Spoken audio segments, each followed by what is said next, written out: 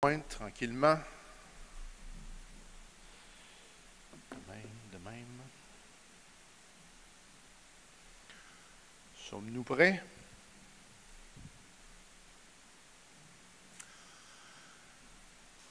Je vous invite à vous courber, j'ai besoin de prière. Seigneur, merci pour ta parole qui est la vérité. Merci pour ce privilège ce matin de l'ouvrir devant tes enfants. Je te prie, Seigneur, pour que tu mettes ta main entièrement sur ma bouche et sur nos oreilles, et que tu parles à nos cœurs, et qu'on puisse sortir d'ici transformés. Amen. Alors, comment dirais-je, est-ce que j'ai encore besoin de me présenter qui est-ce que je suis, ce que je fais? Est-ce qu'il faut que je fasse ça? J'ai un blanc, là, besoin de me... Ça va? Ça va? Professeur d'histoire à Princeville? D'accord. OK. Alors, j'ai eu quelques questions. Est-ce que le message d'aujourd'hui est la suite du dernier? Si vous vous souvenez bien, la dernière fois que je suis venu ici, je vous ai dit, voilà, c'est complet, le sujet est bouclé. Et puis, il y a juste les fous qui ne changent pas d'idée. Alors, on va s'y coller. Comme ça. Comme ça. Comme ça. Alors, le grand résumé depuis le début. Alors, à mon travail, j'ai vécu une situation extrême pour moi. Ça s'est conclu avec un arrêt de travail de 6 mois, des médicaments, un médicament par le docteur ainsi qu'une thérapie. Ceci a été le point de départ chez moi d'une grande réflexion. Mais comme j'étais en arrêt de travail, j'avais du temps. Et ce que ça a donné, c'est que je suis venu, donc, quand je suis venu en avant, j'ai, dans le fond, prêché sur ce que le Seigneur me mettait à cœur. Donc, artisan de paix, je vous ai parlé de cela. Quand j'ai présenté ce message-là, je vous ai montré ma tante Cécile, qui faisait du tricot, toutes sortes de choses. J'ai peut-être parlé aussi de ces gens qui font de la dentelle à la main, qui plantent des aiguilles, qui tournent des fils et tout ça. Et ce que je vous ai dit aussi, c'est qu'un artisan, forcément, c'est quelqu'un qui prend son temps. Il développe tranquillement le truc. Et ce que Jésus nous dit, c'est d'être des artisans de paix. Alors, quels sont les grands outils de paix? Parce que tricoter, je comprends. Menuiserie, je comprends. Mais la paix, qu'est-ce qu'on prend? Dans mon cas à moi, à mon travail, l'outil numéro 1 de la paix, c'était de garder la bouche fermée. Quand je suis retourné au travail, je ne suis pas allé à la pêche en disant « qu'est-ce qu'ils ont dit? Qu'est-ce qu'ils ont fait? » Non. En fait, c'était de faire une genre d'ignorance, de ne pas aller à la pêche avec ça, et donc être des artisans de paix. Une petite chose que j'ai apprise aussi avec le temps, vous savez, c'est quoi des secrets? Alors, personne numéro 1 a en sa possession un secret. Ce secret sera partagé avec une personne de l'intimité, une amie proche, un ami proche.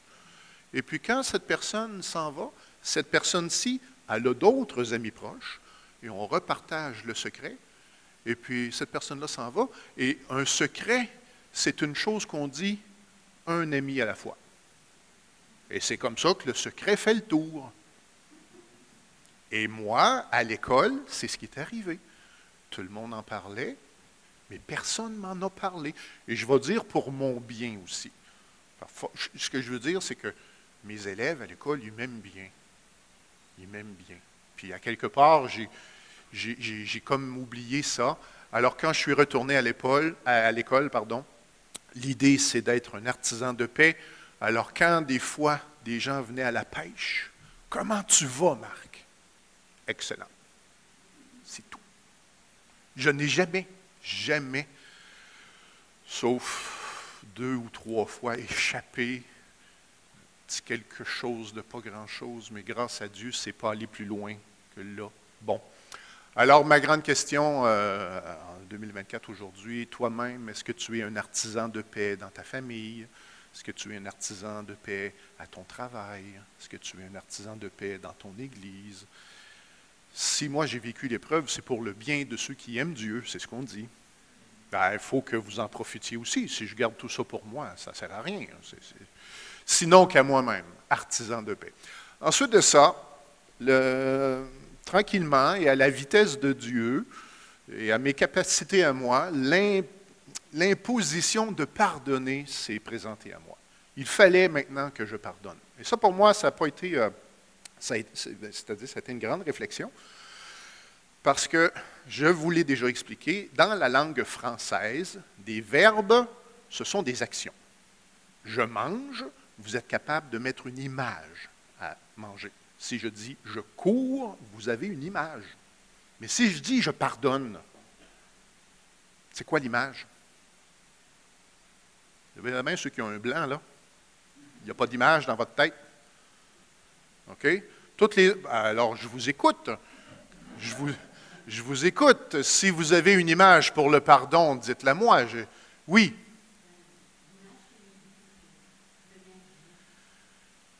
Pour pardonner? Oui, oui, oui. Mais c'est moi qu'il faut qu'il pardonne. Oui, oui, non, je comprends. Alors, c'était ça ma réflexion. Et puis, en fait, je vais répéter ce que j'ai dit aussi, mais René Labbé avait enseigné là-dessus. Et pour moi, c'est une sorte de plaisir lorsque, dans mes réflexions, j'arrive à une conclusion et que tout d'un coup, le prédicateur qui est en avant parle du sujet qui m'intéresse, puis en plus, on arrive à la même affaire. Ça, je trouve ça génial. Alors, pardonner, c'est une décision. Ce n'est pas une émotion. Ce n'est pas quelque chose qu'on ressent, c'est une décision. Et je vous avais montré la jaquette d'un livre. La madame, le titre, c'était « Je choisis de pardonner ». Et le sous-titre, c'était « Une maman, un meurtrier et Dieu ». Puis je vous avais expliqué que cette dame-là a passé par tout un processus de réflexion pour arriver au pardon et que ce pardon-là n'enlevait pas la souffrance. Son fils, qui avait quelque chose comme 18-19 ans, eh bien, il a fallu qu'elle fasse les funérailles et qu'elle l'enterre. Ensuite de ça, ça a fait le premier anniversaire de son décès. Ça a fait des Noëls qui n'étaient plus pareils. Ça a fait des dates d'anniversaire qui n'étaient plus pareilles. Ça fait que cet enfant-là n'aura pas de petit-fils, etc. Donc, pardonner ne veut pas dire que je ne souffre plus. C'est moi qui relâche, je renonce à me faire rembourser ou je renonce à... Pardonner, c'est ça. Et c'est ce que Jésus a fait. En fait, Jésus a payé et il nous a pardonné, mais ça lui a fait mal, ça a coûté cher. Pardonner, d'autres choses à dire là-dessus? Non, je pense que ça va. Ensuite de ça, quand j'ai pardonné, lorsque je suis arrivé à cette place où, OK, Seigneur Jésus, je pardonne, et là, j'ai ouvert mon pardon, j'ai pardonné à ceux qui m'ont fait mal.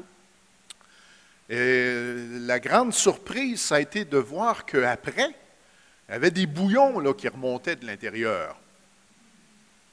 Puis à l'occasion, c'était un des souvenirs mémorables. Je me réveille le matin, je suis dans mon lit, et dès que je rouvre mes yeux, dans mon imagination, je ferme le poing et je frappe mon offenseur de toutes mes forces. J'ai dit, je ne suis même pas levé, la journée commence bien. Et là, ça m'a interrogé à savoir, est-ce que mon pardon est légitime d'abord? Parce que j'ai pardonné. Là. Ça sort de où, cette affaire-là? Alors là, j'ai lutté un peu, pas mal, contre cette affaire-là de péché qui remonte en moi, même si j'ai pardonné. Alors ça, j'ai voulu avoir l'explication de ça. Et puis donc, les deux derniers pitons, c'est un peu la même chose. Donc, pour trouver la réponse à ça, je suis allé dans la lettre aux Romains parce que il y avait cette affaire-là de chair et tout ça. Paul qui parle de le bien que je veux faire, puis le mal que je ne veux pas. Il y avait ça, alors j'ai décidé d'approfondir ça pour avoir une meilleure compréhension de ce qui m'arrivait.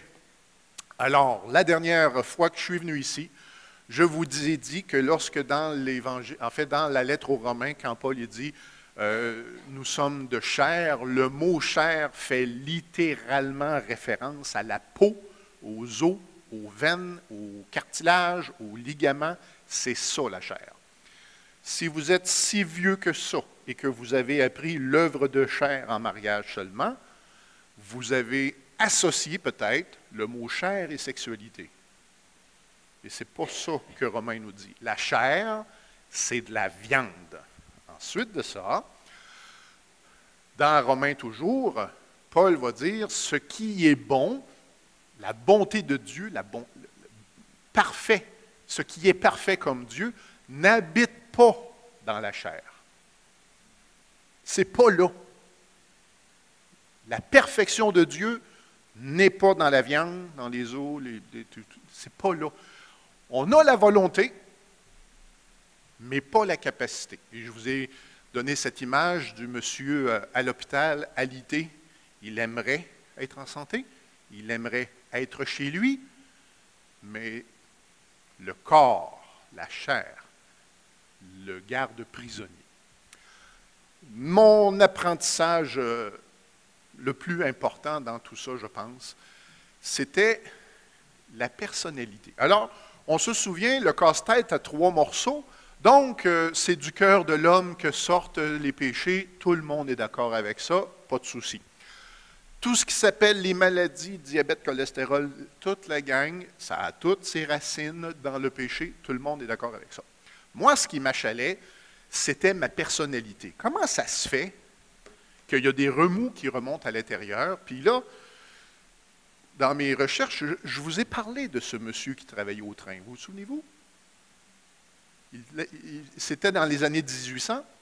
Ils sont en train de fabriquer les chemins de fer. Et il y a une explosion. Et le monsieur dans l'image se fait blesser. Dans sa main, il tient une barre de fer, là. Il se fait blesser à la tête par cette barre de fer-là. Il survit. Et c'est quoi la suite? Sa personnalité a changé. Le médecin, qui a tout bien décrit dans le rapport, toutes les blessures et tout ça, je pense qu'il y était 2 ou 3 médecins sur lui, mais ses amis personnels disaient, on ne le reconnaît pas. Avant, il était smart, avant, il était petit, là, il est vulgaire, il est explosif, caractère. Bref, sa personnalité avait changé.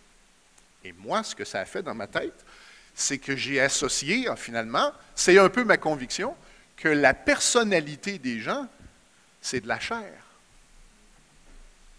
Puis, on entend parler des fois de personnes, il prend un médicament, il est rendu très agressif. À Plessisville, à l'époque, il y avait M. Eugène Dion, monsieur âgé, et puis j'allais voir M. Dion, il était dans un des foyers à Plessisville, et puis un jour, je me présente, je me suis fait recevoir M. Dion, qui était normalement doux comme une feuille, choqué. Puis là, ma femme me vole, puis c'est ci, puis c'est ça. Je dis, ouais, M. Dion, M. Dion. Puis à un moment donné, M. Dion, préférez-vous que je m'en aille? Puis, oui! Puis, vraiment, là, je suis sorti de là bouleversé, bouleversé. Pour moi, c'est une...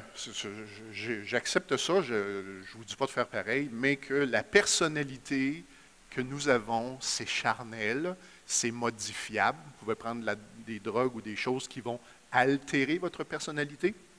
Et puis, donc, je suis arrivé à ça. Et là, ça, à ce moment-là, ça prend un peu de sens. Quelque chose de rigolo. Quand j'étais tout petit, mon père, il m'a inscrit au hockey. Je pense que on était dans le niveau des bébites. Ça, c'est le plus petit. Puis, là, on m'avait expliqué, tu sais, la rondelle, il faut que tu cours après. Mais ce que je n'avais pas compris, c'est que toutes les autres aussi s'étaient fait dire ça. Fait que quand tout le monde se jetait sur la rondelle, moi, je faisais quoi? Ouais, si tu veux, prends-la. Moi, je ne me battrais pas. C'est dans mon caractère. C'est dans mon caractère de... Je ne suis pas compétitif. Zéro. Vraiment zéro. Là, j'ai pas ça. Puis là, plus tard, à l'école, quand il y avait les petits Jeux olympiques, puis faire des courses, puis tout ça, ça, c'était c'est ça, ben c'est ça. Alors, ça fait partie de nos personnalités. On est tous bâtis d'une certaine façon, puis on est tous croches d'une façon différente, chacun pour soi. Alors, dans Romains, donc, Paul va dire, « Et maintenant, ce n'est plus moi qui fait le mal, mais c'est le péché qui habite en moi. Il y a une sorte de divorce là-dedans. Là. Bon, vous êtes des chrétiens mûrs, vous comprenez très bien que ce n'est pas dire bon, ben, je peux pécher comme je veux de toute façon. Non, non, ce n'est pas ça. L'observation de Paul, c'est que le péché qui est en moi, il est là. Et si je fais ce que je ne veux pas, c'est plus moi qui fais ça, c'est le péché qui habite en moi. Moi, pour moi, ça, c'était une marche supplémentaire. Je pense que j'ai fait un genre de progrès là-dedans.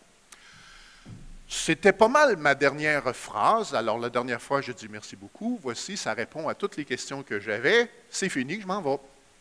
Et René Labbé est venu me voir et il m'a dit, moi, Marc, je te propose de faire Romains 8. Puis il s'en va. Romains 8. Alors, Romains 8, ce que ça donnait comme truc, c'était pas ça. Ça. OK. Là, dans ma tête, moi, j'ai comme vu, me semble, le péché de A à Z, de A à Z. Le péché est en moi, je suis brisé dans le péché, je fais des affaires que je ne veux pas, ce que je veux faire, je ne le fais pas, puis il y a une lutte, puis je pourrais à la limite dire, c'est le péché qui est en moi qui fait ça. Ce que René me propose, c'est, Romains 8, lui, il dit quoi?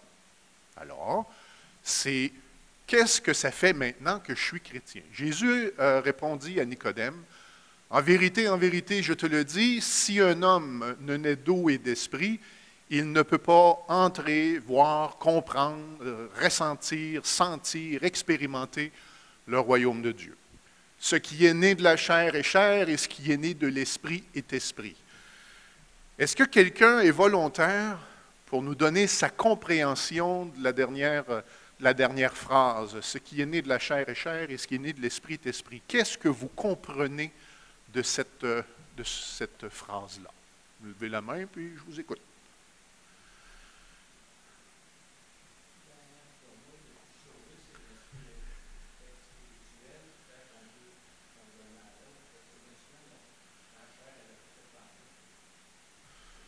OK. Oui?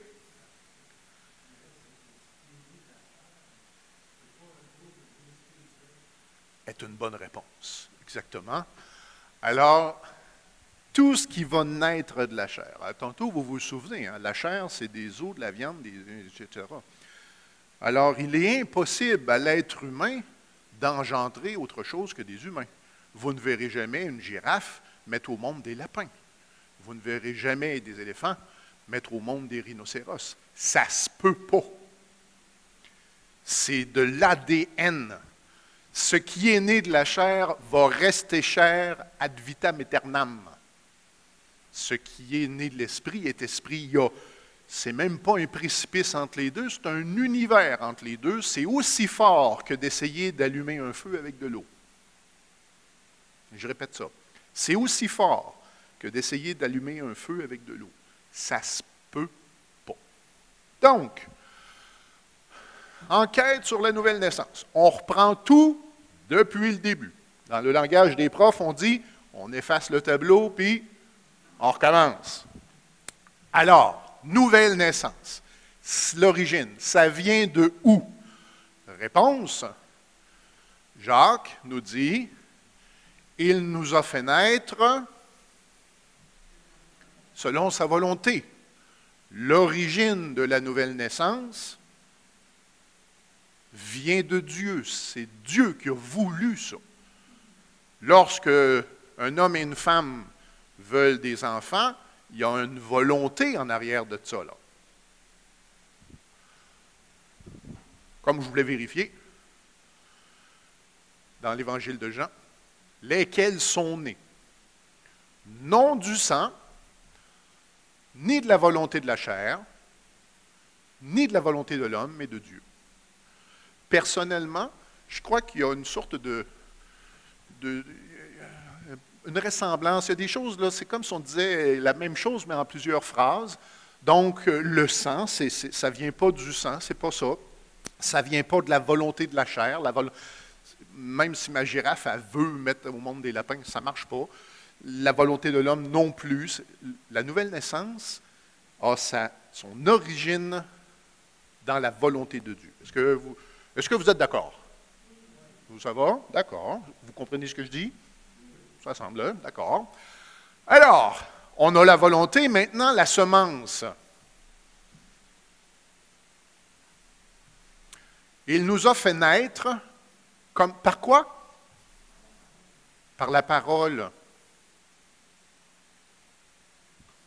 J'ai voulu vérifier. Vous êtes nés par une semence incorruptible par la parole. La semence, c'est la parole. C'est jamais arrivé, mais quelqu'un qui me dirait un soir, j'étais au bord de la plage, j'ai vu le coucher de soleil, je me suis converti. Moi, je pense qu'il y a la personne peut avoir été émue, ça ne me fait rien, mais la semence, c'est la parole. Il y a tout un traité d'évangélisation là-dedans. Là. D'accord. Alors, c'est l'origine de la nouvelle naissance, c'est la volonté de Dieu, c'est Dieu qui veut ça. Le moyen que Dieu va prendre, c'est la parole de Dieu. Et M. Hébert, il est témoin de Jéhovah. Quand j'étais jeune chrétien, M. Hébert, lui, M. André Hébert, il me disait, les témoins de Jéhovah sont venus samedi, on a eu du bon temps. Ah oui? Ouais, il dit, témoins de Jéhovah, assis-toi, assis-toi. J'ai une question pour vous autres. Les témoins de Jéhovah sont contents. Jean 3,16. Peux-tu m'expliquer Jean 3,16? Je ne comprends pas ça. Puis là, les témoins lisaient Jean 3,16. Là, je ne sais pas ce que les témoins disaient là-dessus, mais là, M. Hébert, il attendait qu'ils finissent. Puis après ça, pourrais-tu, tant qu'à ça, m'expliquer Jean 3,36? Puis M. Hébert, c'était ça son moyen, lui. Lis-moi la parole, puis je vais attendre que tu allumes. Puis je pense qu'il n'y avait pas meilleure stratégie. Et les témoins, quand la réunion était finie, non seulement il ne s'est pas ostiné, on a eu du bon temps, on va revenir, M. Hébert. Quand tu veux, tu reviens, ma porte est grande ouverte. Il recommençait tout le temps comme ça. Lis-moi la parole. De mémoire, je pense qu'il restait pas mal juste dans les 5-6 premiers chapitres de l'Évangile de Jean. La semence, c'est la parole de Dieu. Pas ça. Ça. J'insère ici une petite illustration. Je trouve, moi, personnellement, qu'il y a une très belle ressemblance entre la nouvelle naissance et ce qui est arrivé. C'est quoi la scène ici? Lazare. Alors, vous connaissez l'histoire. Lazare, il est mort. Vous lui amenez son repas préféré, pas de réaction. Ah, Lazare, il fait chaud aujourd'hui, 35 degrés. Est-ce que tu as chaud? Lazare, il ne peut pas dire non. Voilà. Bouge pas. Il ne transpire même pas. Lazare, ça fait 4 jours. Tu n'as pas faim? As-tu soif? Lazare reste de marbre. Il est mort. D'accord. Alors, première observation, ce n'est pas Lazare qui va vers Jésus, c'est Jésus qui va vers Lazare. Lazare, il est mort, insensible, inconscient de son environnement et des choses de Dieu. Et là, Jésus, par la parole, boum, et Lazare devient vivant. Moi, je trouve qu'il y a une belle image dans ça de la nouvelle naissance. Ce n'est pas vous qui êtes allé vers Jésus, c'est Jésus qui est allé vers vous. C'est sa parole qui a amené la vie. Vous ne l'avez pas voulu. Moi, je trouve que c'est très puissant, ça. Alors, la semence est semée. Vous avez entendu la parole de Dieu. La semence se met au travail. À mon avis, c'est ça le premier travail. Quand il sera revenu, c'est qui ça? Quand il sera revenu, l'Esprit. Quand l'Esprit sera venu, il convaincra en ce qui concerne péché, justice et jugement. Moi, je l'ai vécu exactement comme ça. J'ai entendu la parole. Un jour, j'ai lu la parabole du filet. Puis quand c'était écrit dans la parole du filet, ils ont pris les poissons et ils ont jeté ce qui n'était pas bon et gardé ce qui était bon. Là, j'ai vu mon péché. Là, j'ai vu que je ne passais pas le test. Et là, j'ai vu que j'étais coupable. Je crois ça. Je crois que le Saint-Esprit, travail numéro 1, amène une conviction de péché. Le Saint-Esprit va mettre en lumière l'œuvre de Jésus. Le Messie, Jésus est le Messie. Le Saint-Esprit va amener cette compréhension-là. L'agneau de Dieu qui enlève le péché du monde. J'aime énormément cette phrase-là. C'est Jean-Baptiste qui l'a prononcée. Le Saint-Esprit va aussi amener cette compréhension que Jésus, c'est le souverain sacrificateur qui offre son propre sang. C'est la compréhension, c'est le cœur du salut lui-même. Dans Ézéchiel, passage célèbre, c'est un peu comme si on essaie de localiser. Elle est où, la semence? Dans Ézéchiel, ça dit « Je mettrai en vous chair charnelle, je mettrai en vous, dans votre corps de chair, un esprit nouveau qui n'était pas là avant. Je mettrai mon esprit en vous et ferai en sorte que vous suiviez mes ordonnances et mes commandements. » En explorant ceci, je suis tombé sur cela. 1 Corinthiens 6, 9. « Ne savez-vous pas que votre corps est le temple du Saint-Esprit qui est où? À l'intérieur, que vous avez reçu de Dieu. » Vous pouvez me parler, vous, des Corinthiens? Ils sont de quel pays? Non, Corinthe, c'est la ville. Grèce. Et qu'est-ce que vous allez faire, vous, en Grèce en 2024? Ceux qui vont là, qu'est-ce qu'on va y faire? Du tourisme. On va voir quoi? Hein? C'est le nom que ça portait. On va faire quoi en Grèce? Si vous êtes... Est-ce que des gens ici sont allés en Grèce? Vous êtes allés là-bas? Oui. OK. Alors, en fait, je vous ai mis une photo. Alors, lorsqu'on va en Grèce, l'attrait touristique, évidemment, c'est les temples de l'ancien temps. C'est les temples grecs. En histoire, je vous dirais, les concepteurs de l'époque, c'était les plus beaux bâtiments possibles. Le sculpteur Phidias, il avait le compas dans l'œil, le charlot, c'était spectaculaire. Dans nos livres d'histoire en secondaire 1, il y avait un petit paragraphe qui disait, à l'époque de la Grèce antique, les Grecs croyaient véritablement que les dieux habitaient les temples, que les dieux étaient à l'intérieur du temple, littéralement, même dans la statue qu'on faisait à l'idole. Si vous vous souvenez de la conversation de Jésus et de la Samaritaine, il dit, vous dites que c'est à Jérusalem. Puis nous autres, on dit que c'est ailleurs. Alors, si vous ne adorez pas à la bonne place, ton culte, il passe dans le vent, là. Et ça, les Corinthiens, eh bien, et la Grèce, en fait, il y avait cette pensée-là que les dieux habitaient littéralement dans le temple et dans la statue. Et lorsque Paul dit « vous êtes le temple », le Corinthien de l'époque, là, pense qu'il a pogné un nœud, là. Je vais faire une tentative. C'est un peu comme si j'essayais de vous dire, vous savez, dans l'Église catholique, là, il y a l'autel. En arrière de l'autel, il y a le tabernacle, là, puis dans les petits rideaux en arrière, c'est le lieu saint. Vous êtes le lieu saint. Le catholique de l'Ancien temps, il a dit « wow ». C'est à la limite du blasphème pour un catholique. Alors, le corps du chrétien, sa chair, son corps, c'est le temple du Saint-Esprit. Et ce qui nous amène à la réflexion suivante. Je suis fait de chair. Et là, je n'ai pas voulu remettre les œuvres de la chair. Galates 5, vous les connaissez, l'envie et tout ce qui vient avec. Alors, je vous ai mis une image. Les œuvres de la chair, c'est quelqu'un qui marche sur les autres. Vrai? C'est moi en premier. Toi, tu es en dessous. Puis j'ai moi en premier. Puis c'est comme ça que ça marche. Puis je vais me battre pour garder mon truc. pour le fruit de l'esprit, maintenant qu'il y a quelque chose de nouveau, je n'ai pas voulu aussi mettre ce que Galate nous dit, j'ai mis d'autres choses. Le fruit de l'esprit, c'est quoi?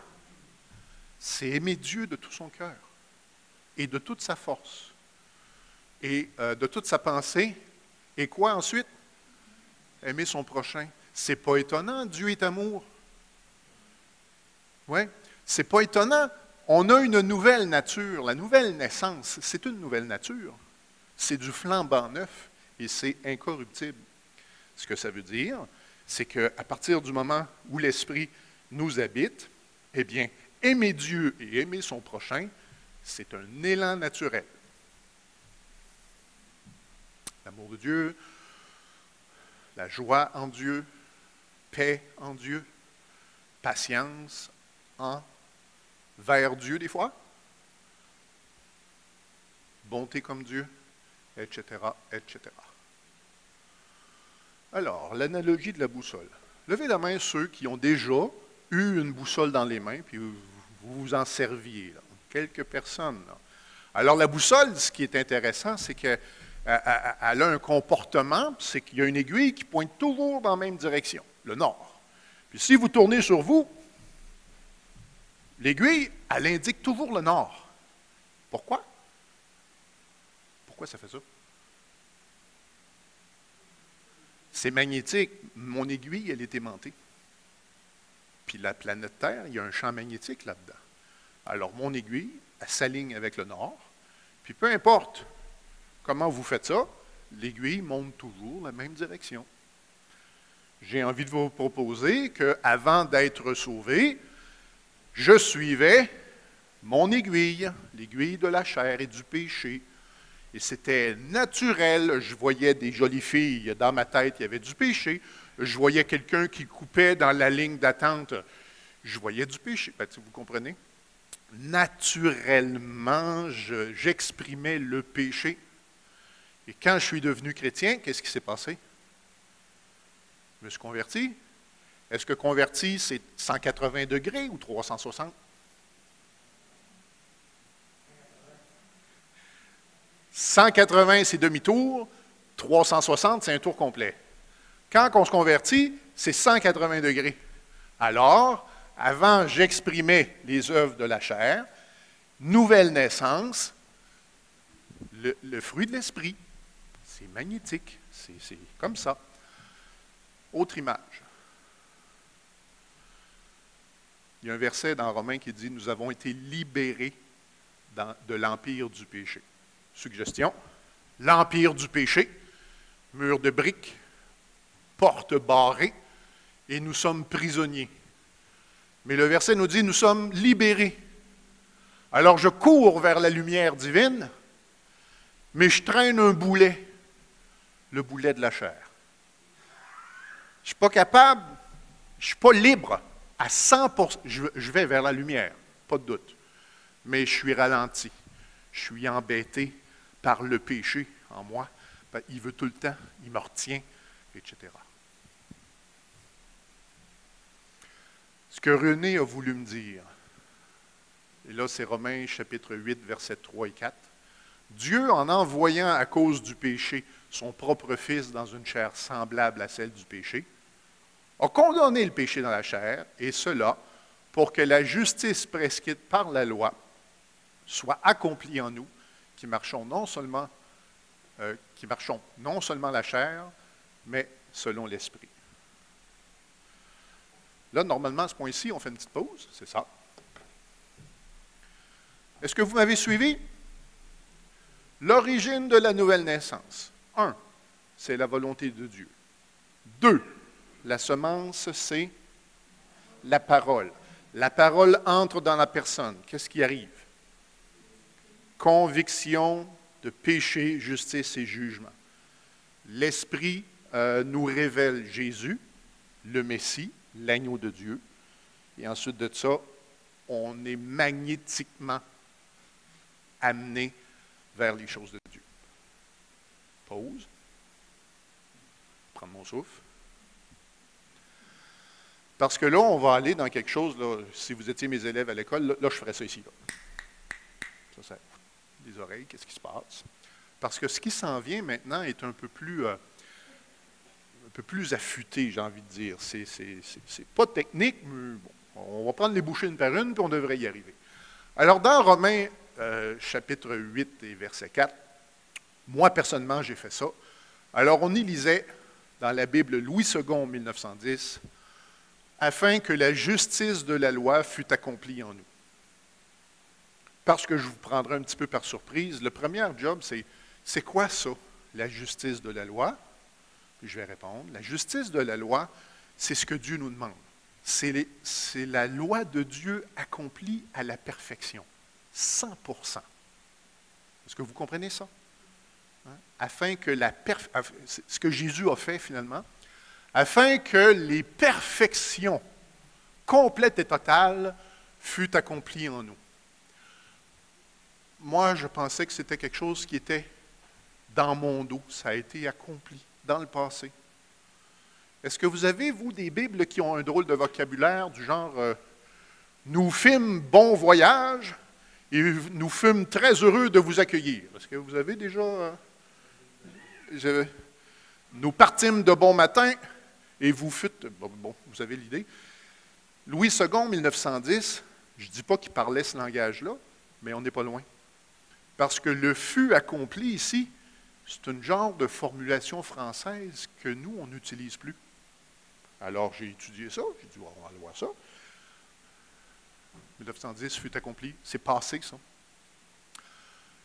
La top 2010, je ne savais même pas qu'il y avait une 2010, afin que la perfection exigée par la loi soit accomplie en nous. Qu'elle soit accomplie. Moi, dans ma tête, il y a une petite porte pour qu'elle soit accomplie bientôt, durant ma vie, plus tard. La meilleure traduction de ce que Paul a voulu écrire, c'est ceci. La justice, la perfection réclamée par la loi est accomplie en nous. Ça, c'est quand ça est? C'est là. Là, il est 11h20. Là. Demain, quand je vais lire le verset, là. La semaine prochaine, quand je vais lire le verset, là. Ça, pour moi, c'est ça que René a voulu me dire, en fait. C'était du nouveau. Là. Je comprends l'idée de la boussole, marcher dans la direction de l'esprit. Je comprends d'avoir le boulet de la chair qui me ralentit. Mais ça ajoute quelque chose de nouveau, là. Parce que c'est accompli en moi. Oui, présent, puis présent continuel, j'ai envie de dire, parce que c'est vrai chaque jour, c'est vrai chaque seconde. C'est toujours là, c'est toujours en action. Le mot accompli que les traducteurs ont pris, accompli en 1910, accompli en 2010, puis accompli second 21, pourrait aussi être traduit par parfait, afin que les perfections de Dieu, la pureté, que ce soit parfait. Moi, pour ma vie à moi, là, je trouve que c'est une grosse marche d'escalier que je n'ai pas à atteindre, c'est-à-dire que c'est Dieu, son esprit, il est parfait. Ça ne peut pas faire en dessous que parfait. Je répète ça, c'est bon, ça. C'est quoi je viens de dire?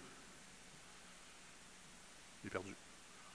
La caméra va... Sais-tu, Sylvain, c'est quoi je viens de dire? J'ai un blanc, je l'ai mangé. Bon. Alors, que notre joie soit parfaite, veut dire accomplie entière. Il faut que l'Écriture s'accomplisse, qu'elle se réalise, afin que la justice exigée par la loi de Dieu se réalise jour après jour. À moi, c'était du nouveau. Toute la loi se réalise dans une seule parole. Tu aimeras le Seigneur de toute ton âme, tout ton... Je suis venu non pour abolir, mais pour accomplir. C'est tout le même mot. Vous m'avez suivi? Pas pire? Alors, ça, c'est la seconde 21. J'ai tout mis le texte. On va prendre le temps. Je vais vous faire la lecture en reprenant mon souffle. En effet, la loi de l'Esprit qui donne la vie en Jésus-Christ m'a libéré de la loi du péché et de la mort. Car ce qui était impossible à la loi, parce que la nature humaine la rend impuissante, Dieu l'a fait. Il a condamné le péché dans la nature humaine en envoyant, à cause du péché, son propre Fils dans une nature semblable à celle de l'homme pécheur. Ainsi, la justice réclamée par la loi est accomplie en nous qui vivons non conformément à notre nature propre, mais conformément à l'Esprit. Conclusion, je crois. Ben non, j'ai fini, fait que c'est votre petit examen théologique. Vous ne répondez pas à voix haute, vous ne levez pas la main, vous répondez dans votre tête, puis on corrige après. Dieu a envoyé son Fils afin que la perfection de la loi soit réalisée à la croix, nous soit donnée quand on va mourir ou être enlevé. Ça, c'est les élèves. Quand l'élève veut dire « je ne sais pas », il écrit « JSP », « je ne sais pas ». Dieu a envoyé son Fils afin que la perfection de la loi se réalise au quotidien et à tous les jours chez la personne née de nouveau. Alors, vous avez répondu dans votre tête. Alors, on corrige. La bonne réponse, c'était ça. Levez la main ceux qui ont bon. Toutes les autres, on recommence depuis tout le début. Alors, j'ai voulu vérifier quand même si les autres pasteurs à l'extérieur étaient d'accord avec moi. Alors, MacArthur est d'accord avec moi. Alors, MacArthur dit dans une de ses prédications, « Nous sommes le temple du Saint-Esprit et le Saint-Esprit nous rend capables d'accomplir la loi. » Matthew Henry, un commentateur reconnu, « Par l'Esprit, la loi de l'amour est écrite dans le cœur. De ce fait, on trouve en tout véritable croyant de quoi répondre à l'intention de la loi. » Auteur inconnu. Le croyant peut donc jouir en toute confiance de sa position en Christ, mais il peut et doit aussi suivre, par la grâce de Dieu, les goûts et les tendances de la nouvelle nature qui est en lui. Auteur inconnu. La nouvelle naissance est une nouvelle nature.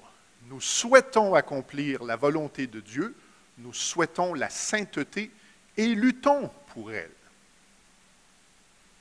Psaume 119, « Mon âme est rongée par le désir qui la porte constamment vers tes lois. » On va prier, s'il vous plaît.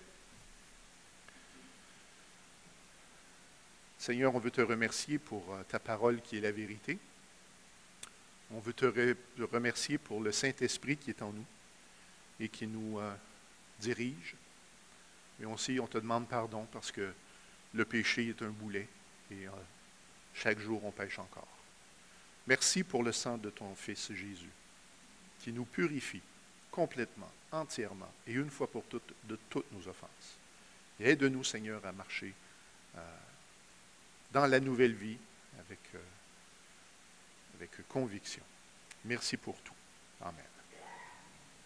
Alors, c'est complet, il n'y a pas de chant et tout ça. Vous êtes libérés. Bon dimanche.